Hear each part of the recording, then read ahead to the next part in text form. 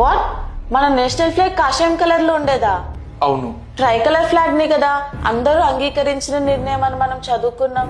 అది మనం నమ్ముతున్న అబద్ధం. 1931లో కాంగ్రెస్ పార్టీ నియమించిన ఫ్లాగ్ కమిటీ ఒక రిపోర్ట్ రిలీజ్ చేసింది.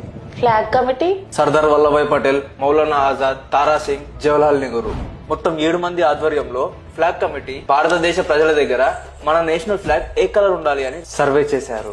రిపోర్ట్ ఏమని వచ్చింది? మన ప్రాచీన సాంప్రదాయంతో ముడిపడి ఉన్న రంగు కేసరి.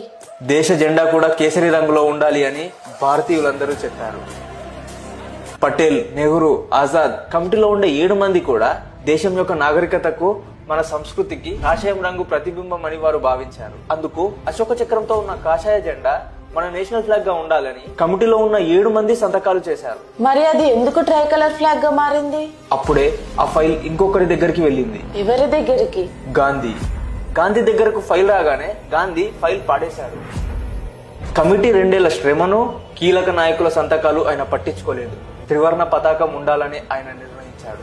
కమిటీ కాషాయం జెండాను reflection of an ancient soul గా చూస్తే, గాంధీ మాత్రం జెండాని మతాల మధ్య పొలిటికల్ కాంట్రాక్ట్ గా చూశాడు. ఇది నేను చెప్పడం కాదు, సచిన్ నంద రాసిన ఎడ్గేవర్ పుస్తకంలో చాప్టర్ 12 పేజ్ నంబర్ 231 లో ఉంది. గాంధీ ఎందుకు ఇలా చేశాడు?